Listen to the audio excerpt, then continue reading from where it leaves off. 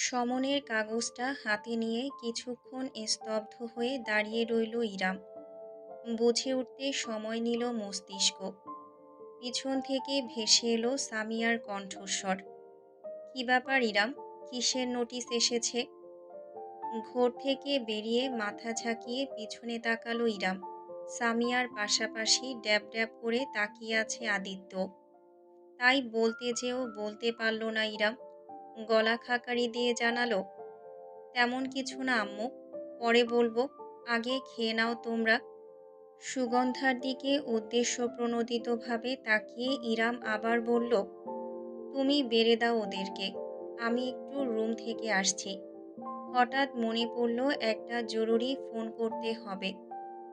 এইটুকু বলেই ইরাম দ্রুত চলে এলো। সামিয়া ঠিকই ধরতে পারলেন কিছু একটা অবশ্যই হয়েছে। তবে আদিত্যর উপস্থিতিতে বিশেষ কথা বাড়ালেন না তিনিও। পরে জিজ্ঞাসা করা যাবে। নোটিশের কাগজ নিয়ে সোজা বেডরুমে চলে গেল ইরাম। বুকের ভেতরটা তার ধড়ফড় করছে। মুখ চেপে মাথায় হাত দিয়ে রাখল কিছুক্ষণ। এত আতঙ্কিত কেন হচ্ছে? সে জানতো এটা আজ না হয় কাল হওয়ারই ছিল। এর জন্যই তো ইরামের কত শত প্রস্তুতি। ঢোক গিলল ইরাম। ফোন হাতে নিয়ে বিছানায় গিয়ে বসল। সাইবানকে কল করল। যদিও বেশ কিছুক্ষণ আগে একবার কথা হয়েছে। কিছু সেকেন্ডের মাথায় ফোন রিসিভ হলো। ওপাশ থেকে ভেসে এলো সাইবানের ঘুম জড়ানো কণ্ঠস্বর। হাসল সে, আবেশিত আওয়াজ তুলে। আমাকে ছাড়া এক সেকেন্ডও থাকতে পারছেন না, তাই না? আলাদিন, শোনো। উৎকণ্ঠা নিয়ে বলতে গিয়েও থেমে গেল ইরাম। হাতের মুঠো শক্ত করে ফেলল। কোলের দিকে তাকালো। কাগজটা দেখল বার কয়েক। ঠিক করছে কি? সাইবানকে যদি এখনই সব জানিয়ে দেয় তাহলে ছেলেটা কি ঠান্ডা থাকবে? এমনিতেও আছে বিদেশ। এই চিন্তা মাথায় নিয়ে স্বাভাবিক দিন যাপন করতে পারবে না কোনো দিনই। ঠোঁটে ঠোঁট চেপে নিজেকে আটকালো ইরাম। আগে পরিবারের সাথে আলাপ করে নিজের বোঝা দরকার, পরে সাইবানকে জানাবে। কবে ফিরবে? কথা ঘুরিয়ে এবার ভিন্ন প্রশ্ন করল ইরাম। তাতে সাইবানের হাসির কলরব ভেসে এলো। অতপর গভীর গলায় সে জানালো, আপনি বললে এখনই চলে আসি? না, কাজ শেষ না হওয়া পর্যন্ত আসার দরকার নেই। কিন্তু আমার বউ যে আমাকে খুব করে মিস করছে, তাই 1 মিনিট কথা না বলে থাকতে পারছে না। আমি এহেম, এমনিতেই ফোন দিয়েছিলাম। সারা দুপুর কথা বলার পরেও, হ্যাঁ, ইচ্ছে হয়েছে দিয়েছি। আমার হাজবেন্ডকে আমি যখন ইচ্ছে ফোন দিয়ে বিরক্ত করব, প্রেমের আলাপ করব। তোমার কি? ওপাশ থেকে নীরবতা। ইরাম ঘাবড়ে গেল, বিচলিত হলো। হ্যালো, আপনাকে হাজবেন্ড ডাকতে বারণ করেছি না? ইরাম দাঁতে ঠোঁট কামড়ে ধরল। বলল, ডেকে ফেলেছি।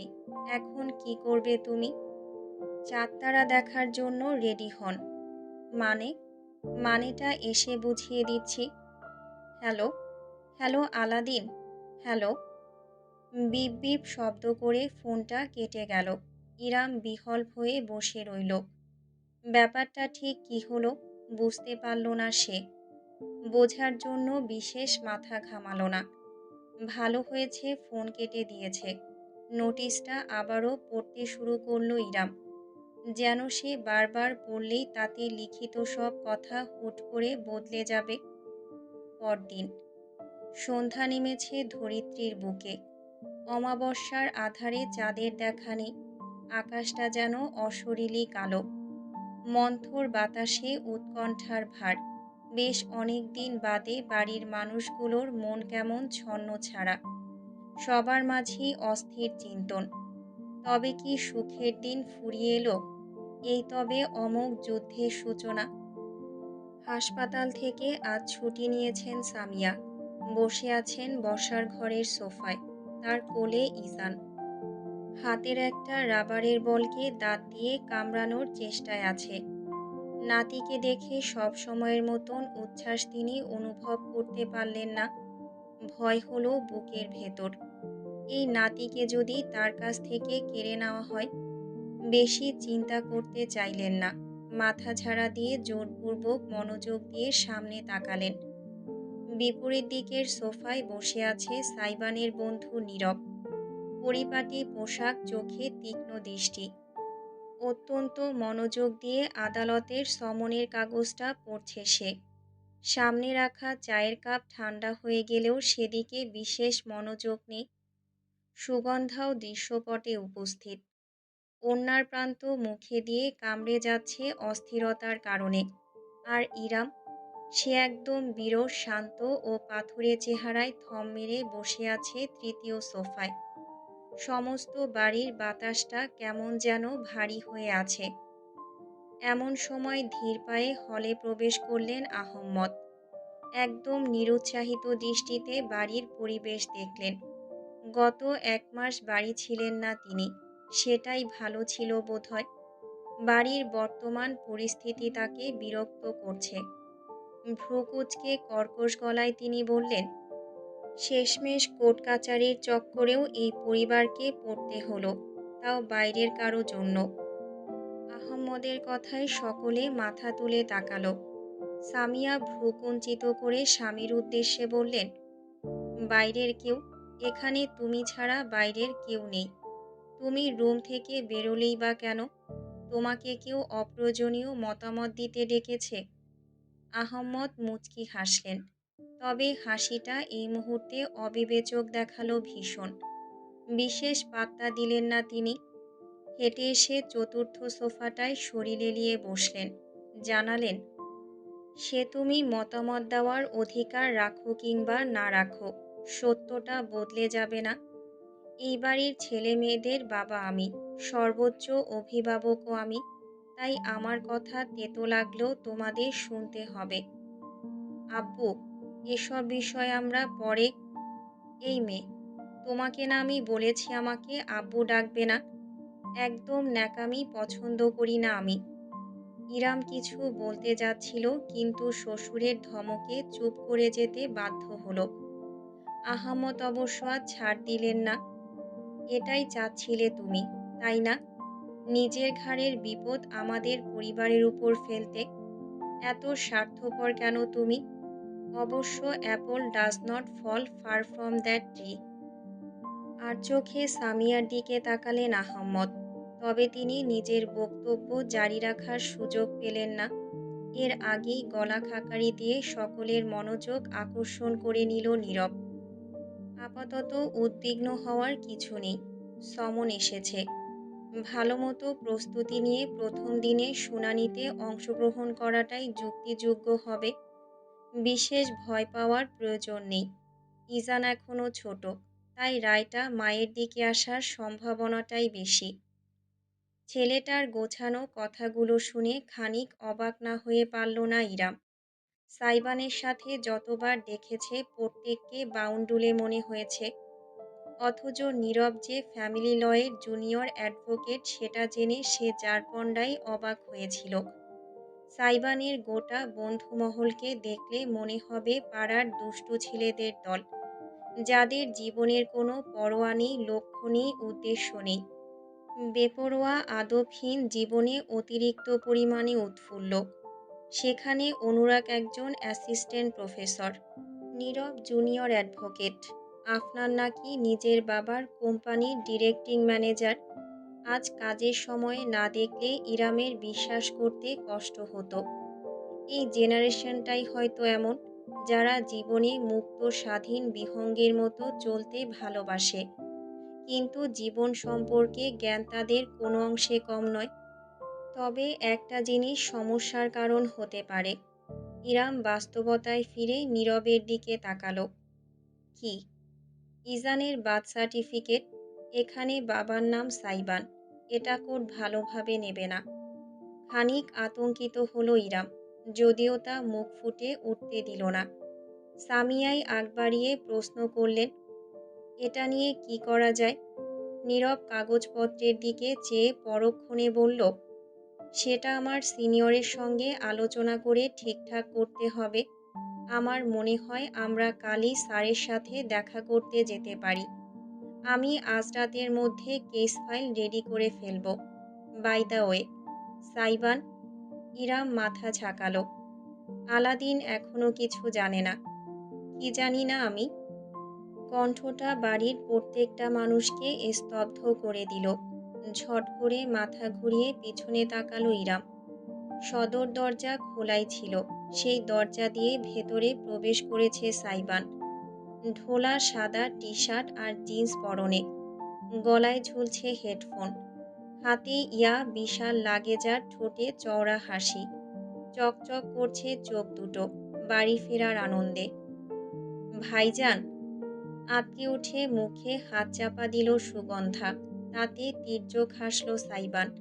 তার অপ্রত্যাশিত উপস্থিতিতে সবাই হতবাক। কিরে জরিনার আম্মা সকিনা, কালো হয়ে গেছিস? মুখ ভ্যাংচালো সুগন্ধা। তৎক্ষণাৎ ভিন্ন দিকে তাকালো। সোফা ছেড়ে উঠে এলো ইরাম। তার চোখে মহাবিস্ময়। চোখ পিটপিট করল সে। বলল, আলাদিন তুমি? এবার অর্ধাঙ্গিনীর দিকে মনোযোগ দিল সাইবান। লাগেজ রেখে এগিয়ে এলো। দুই হাত দুই দিকে ছড়িয়ে বলল, বলেছিলাম না সব কিছু এসে বুঝিয়ে দেব। ইরামের চোখজোড়া প্রসারিত হলো। গতকালের ফোন কলের কথা মনে পড়ল। তবে সাইবান সত্যি ওই ফোনের পর সোজা বাড়ি চলে এসেছে? তার কি মাথা খারাপ? পাগল নাকি ছেলেটা? যা বলে তাই করে। তাই বলে এমন একটা অহেতুক কাজ করতে হবে? সব ছেড়ে ছুড়ে হুট করে কাউকে কিছু না জানিয়ে চলে আসতে হবে? অন্য সময় হলে হয়তো ইরাম তাকে ধমক দিত, দায়িত্বজ্ঞানহীন হওয়ার কারণে রাগ করত। তবে আজ কর্ধের থেকে বেশি স্বস্তি অনুভূত হলো তার। গতকালের সমন আসার পর থেকে যে উৎকণ্ঠায় দিন কেটেছে, সাইবানের মুখ দেখার সাথে সাথে সেই উৎকণ্ঠা কেটে গিয়েছে। নিজের ভাবনায় নিজেই লজ্জা পেল ইরাম। ছেলেটা তার কত বড় ভরসার স্থান হয়ে গিয়েছে ভাবা যায়। হুট করে ইরাম নিজের কানের কাছে ফিসফিস কণ্ঠস্বর শুনল। তার সঙ্গে তপ্ত নিঃশ্বাসের ছোঁয়া। চাঁদতারা দেখার জন্য রেডি তো? ইরাম তীক্ষ্ণ নজরে তাকালো ঝুঁকে থাকা সাইবানের দিকে। বাঁকা হাসল স্বামী তার। পর মুহূর্তেই তার চেহারা একটা নির্মল ভাব ভর করল। গভীরতর গলায় বলল, আপনার কণ্ঠে সামান্য কম্পনও আমার বুকে ছুরি চালায়। আমার কাছ থেকে কষ্ট লুকিয়ে রাখবেন ভাবলেন কি করে? ইরাম উত্তর করতে পারল না। নিষ্পলক চেয়ে রইল শুধু। সাইবান তবে আগেই ধরতে পেরেছে তার সঙ্গে কিছু একটা হচ্ছে। এই কারণেই এত আয়োজন। আবা পিতার আগমনে বাড়ির উচ্ছ্বসিত সদস্য ইজান তখনই সামিয়ার কোল থেকে দুই হাত বাড়িয়ে লাফিয়ে উঠল রীতিমতো। সাইবান চোখ পিটপিট করে তাকালো ছেলের দিকে। সরাসরি ইজানকে ধরল না সে। প্রথমে কিচেনের সিঙ্ক থেকে হাত ধুয়ে এলো। এরপর সামিয়ার কোল থেকে ছেলেকে নিজের কোলে নিল। ইজান সঙ্গে সঙ্গে সাইবানের কাঁধ জড়িয়ে ধরল। বা উই গুবা, কিরে পোটলা, বাপকে মিস করেছিস না? আই, ব্যাপার না, এই যে বাবা চলে এসেছে। এখন আবার শুরু করিস? তোর হাগুমতো দিয়ে আমার জামা কাপড় ভরিয়ে দিস। টয়লেট পছন্দ না। তুই হাঁকবি তো আমার বুকের উপরেই, এটা জানা কথা। মজার ছলে বললেও ছেলেকে আষ্টেপৃষ্ঠে জড়িয়ে রাখল সাইবান। বহুদিন বাদে তার বুকে কেমন শান্তি শান্তি লাগছে। এই কয়েকদিনে মনে হয়েছিল তার জীবন থেকে কিছু নাই হয়ে গিয়েছে। ইজানকে বুকে চেপে সে এবার একে একে বাকিদের দিকে তাকালো। সামিয়া আহম্মদ এমনকি সবসময় দাঁত কেলিয়ে বেড়ানো নীরব কেমন চুপচাপ হয়ে আছে। কণ্ঠ দৃঢ় হয়ে এলো তার। কেউ আমাকে বলবে সবার মুখ এমন বাংলার পাঁচের মতন কেন হয়েছে? জরিনার আম্মা সকিনা খাবারে মরিচ বেশি দিয়ে দিয়েছে নাকি? আপনি খালি আমারই পান। সুগন্ধা খেকিয়ে উঠল। পরক্ষণেই জানালো, পারেন তো শুধু আমার লগেই। এইদিকে আপনার চেরাগ নিয়া টানাটানি পইরা গেছে। সাইবানকে খুব বেশি অবাক দেখালো না, যেন সে জানত এমন কিছুই হবে। আহম্মদ উদাসী গলায় বললেন, এই বাড়ি আর বাড়ি নেই, যাত্রাপালার মঞ্চ হয়ে গিয়েছে। 2 দিন পর পর নতুন নতুন নাটক শুরু হয়। তোমার মন্তব্য আপাতত জরুরি নয়, ড্যাড। সাইবান ঠান্ডা গলায় বলল। পিতার দিকে বিশেষ মনোযোগ না দিয়ে ঘুরে দাঁড়ালো ইরামের মুখোমুখি। জিজ্ঞেস করল, কি হয়েছে? ইরাম কিছুক্ষণ ইতস্তত করল, অতপর সবকিছু ঝেড়ে জানালো, অরণ্য এসেছিল। অ্যান্ড সাইবান এতটা শান্তভাবে উচ্চারণ করল যে তাতে ভয়ই অনুভূত হলো বেশি। উৎফুল্ল থাকাটা সাইবানের সহজ সত্তা।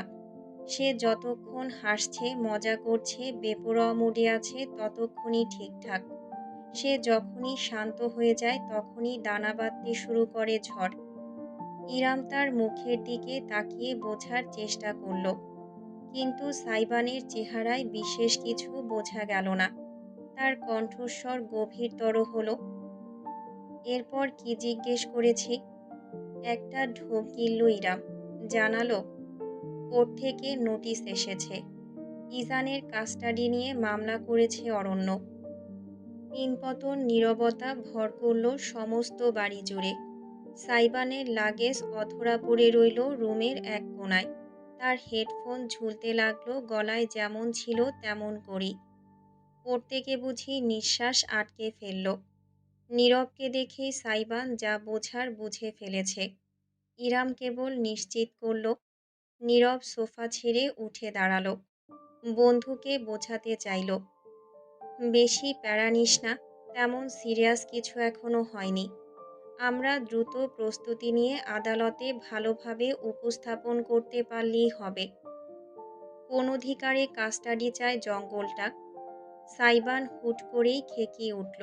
তার কণ্ঠস্বরটা অস্বাভাবিক শোনালো, কর্কশ, ভারিক্কি এবং অশুভ।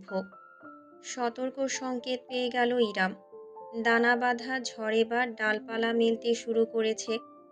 কোল থেকে ইজানকে নামিয়ে সামিয়ার কাছে ফিরিয়ে দিল সাইবান। গলা থেকে হেডফোন খুলে নিয়ে গম্ভীর গলায় বলল, আমার অবর্তমানে আমার বাড়িতে এসে আমার স্ত্রীকে থ্রেট দিয়ে যাবে, আমার সন্তানকে নিয়ে টানাহেঁচড়া করবে, আর ভেবেছে আমি চুপ থাকব? জঙ্গলটা আমায় ভয় পায়, তাই আমার সামনে আসতে পারে না।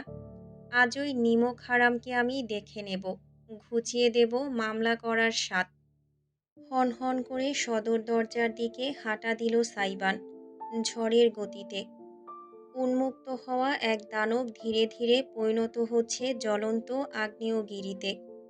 নীরব আর সুগন্ধা একযোগে পিছনে ছুটল সাইবানের। সাইবান, আমার কথাটা শোন, খবরদার পাগলামি করিস না। আরে ভাইজান, মাথা খারাপ কইরা কেস খারাপ কইরা ফালাইবেন, থামেন। কিন্তু কে শোনে কার কথা? বেরিয়ে গেল সাইবান বাইরে। ছেলের কর্মকাণ্ডে হতাশ সামিয়া নিজের কপাল ঘষলেন, ফেললেন দীর্ঘশ্বাস। ইশারা করলেন ইরামের দিকে। তিনি জানেন তার ছেলেকে নিয়ন্ত্রণ করা একমাত্র ইরামের পক্ষেই সম্ভব। ইরাম অবশ্য সামিয়ার আদেশের জন্য বসেছিল না। দৌড়ে গেল সে সাইবানের পিছু পিছু। গেটের সামনে ইতোমধ্যে ঝামেলা পাকিয়ে গিয়েছে। নীরব আর সুগন্ধা একসাথে চেষ্টা করার পরেও লাভ হচ্ছে না। সাইবানকে আটকানো যাচ্ছে না। এমন সময়ে সামনে গিয়ে দাঁড়ালো ইরাম। 2 দিকে 2 হাত ছাড়িয়ে স্বামীর পথরোধ করে বলল, থামো বলছি। আমার সামনে থেকে সরুন ইরাম। আজকে ওর একদিন কি আমার একদিন। একটা উচিত শিক্ষা না দিয়ে আমি ছাড়ছি না। আমার কলিজায় হাত দিতে চাইছে জানোয়ারটা।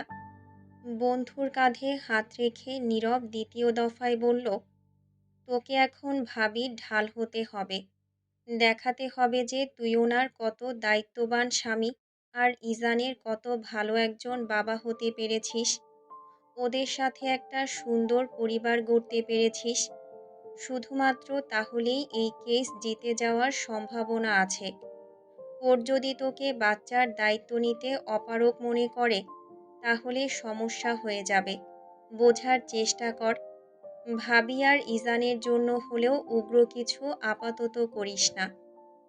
ইরাম ২ হাত বাড়িয়ে সাইবানের হাতজোড়া চেপে ধরল। নরম কণ্ঠে আর্জি জানালো, প্লিজ আলাদিন, এতদিন বাদে আমি একটুখানি সুখের দেখা পেয়েছি। আমার কুচুপুকে আমি হারাতে চাই না। এটাও চাই না যে ওর জীবনে ওই লোকটার ছায়া পড়ুক, যেই ছায়ার থেকে পালাতে নিজেকে নতুন সম্পর্কে জড়িয়েছি। সেই ছায়া আমার সন্তানের জীবনকে এখন নষ্ট করতে চাইছে। প্লিজ, এই একবার একটু বুঝদার হয়ে আমার সঙ্গ দাও। আমি যে তোমাকে ছাড়া ভীষণ একা। ইরামের শেষ কথাটা বুঝি বুকে গিয়ে লাগলো সাইবানের। পারল না সে। কিছু বুঝে ওঠার আগেই ২ হাত বাড়িয়ে শক্তভাবে জড়িয়ে ধরল ইরামকে। টেনে নিল অর্ধাঙ্গিনীকে নিজের বুকের ভেতর। ঘাড়ে হাত রেখে গলায় জোর দিয়ে সে বলল, আপনি একা নন, আর কোনোদিন একা হবেন না। আমি আছি আপনার সাথে। আমি কথা দিচ্ছি, আমাদের ছেলের কিচ্ছু হবে না। কেউ কোনোদিন আমাদের কাছ থেকে ওকে কেড়ে নিতে পারবে না। যে কেড়ে নিতে চাইবে তাকে আমি নরক অবধি তাড়া করে বেড়াবো, কথা দিলাম। ইরাম শক্তভাবে জড়িয়ে ধরল সাইবানকে। স্বামীর কথাগুলো তার অন্তর ছুঁয়ে গেল। নতুন ভরসা দানা বাঁধল বুকে। হয়তো সম্ভব। আলাদিন যদি সাথে থাকে তবে ইরামের জিতে যাওয়া সম্ভব।